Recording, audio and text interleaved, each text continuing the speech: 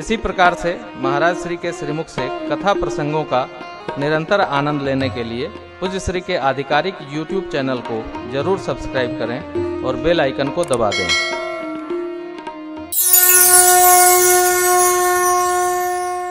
ये जो राम कथा है ना,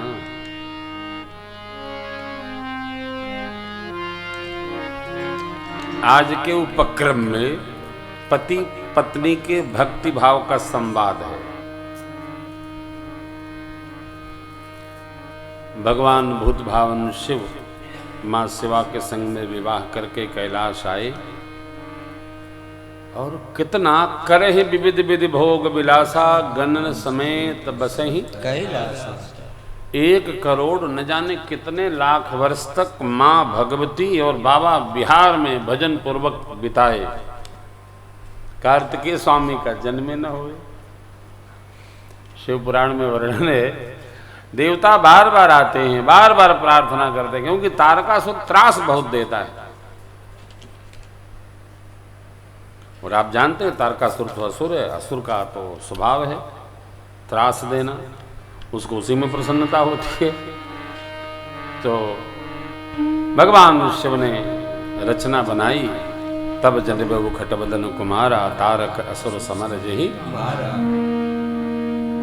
जब देव कार्य संपन्न हो गया, तब भगवान ने एक दिन अपना उठाए आसन, निज करडासी नागरि पुछाला, बैठे सहज ही शंभु कृपा, पार्वती भल अवसर जान, गई शंभु पई मातु भवान। और मेरी माँ भगवती चरणों में प्रणाम करके भगवान शिव से प्रभु के बारे में 2 प्रश्न करती हैं। हे ठाकुर, भगवान का स्वरूप निर्गुण सही है या कि सगुण सही है? शिव बाबा बोले, देवी सगुण ही अगुण ही नहीं कछु भेदा, गाँव ही मुनि पुराण बोधते, अगुण य रूप अलख जो, भगत प्रेम बस सगुण सो।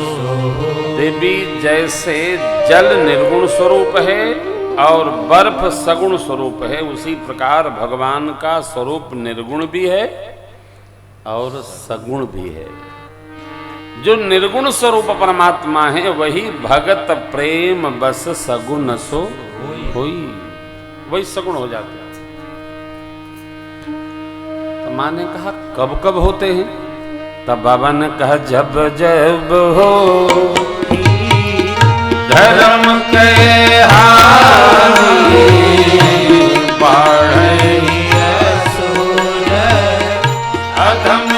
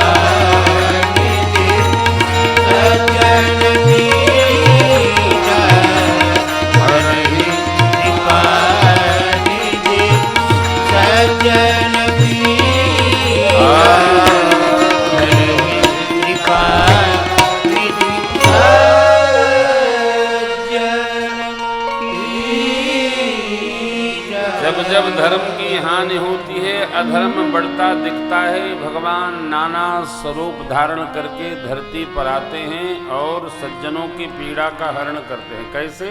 असुर मार थापहि सुरन, राखहि निज सुति से, जग विस्तार ही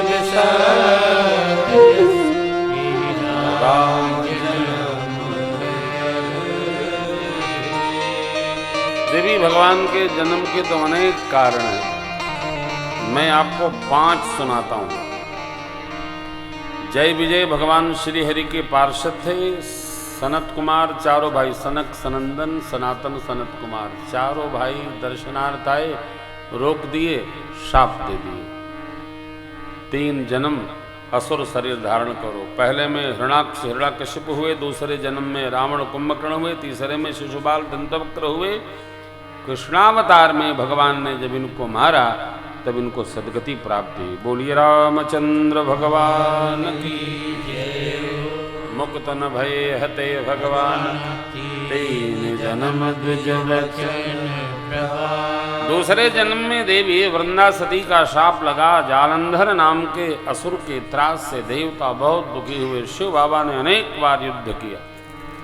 अपने को कहते हैं मैंने बहुत युद्ध किया, मरा नहीं।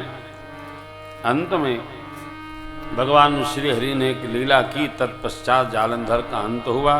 वृंदासती ने उनको शाप दिया, शालग्राम हो गए।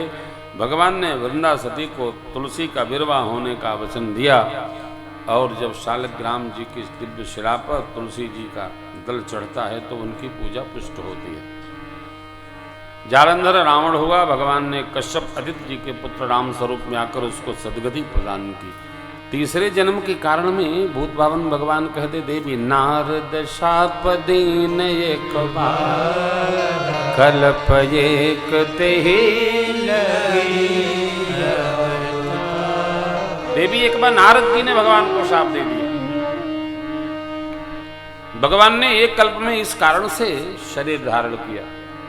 मां ने पूछा रमापति का अपराध क्या है जो नारद जी को शाप देना पड़ा? का अपराध रमापति मुनि जी ने शाप क्यों दिया? ये प्रसंग मुझे सुनाइए। ये प्रसंग सुनाते हैं बोले बाप। और ये भगवान के जन्म का कारण उपस्थित हुआ।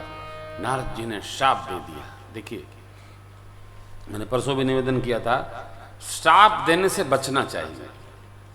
शाप देने से अपना पुण्य नष्ट होता है। ये भी नहीं कहना चाहिए जो हमारे साथ किए भगवान उनके साथ करे, इसमें भी पुण्य जाएगा। जितना संग्रह नहीं, जैसे जितनी आमदनी, कहते हैं ना कि आमदनी अठन्नी, खर्चा रुपया करेंगे तो घर द्वार सब बिकेगा। एक सीमा बना के रखनी चाहिए कि हमको कितना कहना है, कितना करना है। शापित किसी को न करें, अच्छी बात नहीं। अब राम जन्म के पश्चात एक विशेष कारण बाबा कहते हैं देवी अपर हेतु सुनो कहूं विचित्र कथा विस्तार। क्या जो मूल प्रश्न है, जय कारण अजय गुणय रूपा ब्रह्मा भयउ कौशल पूर्ण गोपा लीला कीन कृते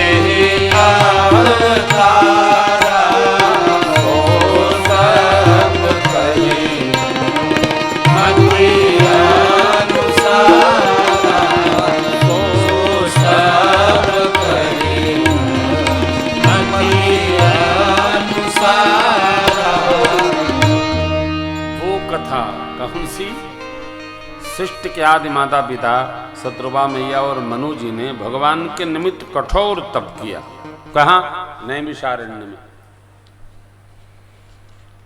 ये जो नैमिषारण्य क्षेत्र है वो धरती का सबसे पवित्र क्षेत्र है। अति पुनीत साधक सिद्धि दाता, वहां बस जाने मात्र से पवित्रता। और ये भी देखिए स्कंद पुराण में हर युग में पवित्र क्षेत्रों का वर्णन है। सतयुग में नैमिष तीर्थ, त्रेता में पुष्कर राज, द्वापर में कुरुक्षेत्र, कलयुग में जहां जहां गंगा मैया हैं वहां वहां दिव्य तीर्थ है। हम बहुत पहले मुंबई शिफ्ट करना चाहते थे। सब घर द्वार देख लिया था, भाई श्री को बता भी दिया था। तो हमारे एक मित्र हैं, उन्होंने कहा कि एक बार पंडित जी से पूछ लेते। परम श्रद्धेय डॉक्टर संगड़ा प्रसाद जी पांडे, वो गौ भक्त थे, गंगा माँ के दैनंदिनी उपासक थे। तो मैं प्रणाम करने गया और चरण स्पर्श करके कहा, बाबूजी मैं मुंबई शिफ्ट होना चाहता हूँ। इतनी बढ़िया बात बोले, प्रेम भूषण काहे सौभाग्यवती की मांग से सिंदूर लपेट रहे हो? अरे सब लोग छोड़ के चले जाओगे तो कानपुर में बचेगा क्या? कानपुर बेटा आपको यहाँ तक पहुँचाया है और गंगा मैया की तपस्थली है। गंगा जी जहाँ रहती हैं वहाँ सारे तीर्थ वास करते हैं। सब करो, घूमो फिरो, लेकिन लौट करके कानपुर में ही रहो। बच्चों को इधर उधर नहीं ले जाने। इतने दिव्य महापुरुष थे, आपको क्या बताऊं।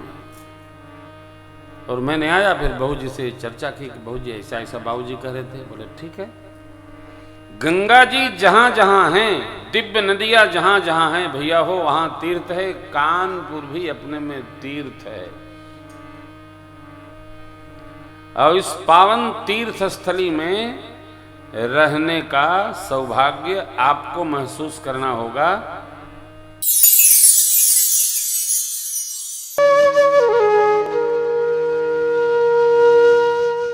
इसी तरह सुनते रहिए, चैनल को सब्सक्राइब करिए, बेल आइकन को दबा दीजिए और पुण्य अर्जन के लिए अपनों में शेयर करिए।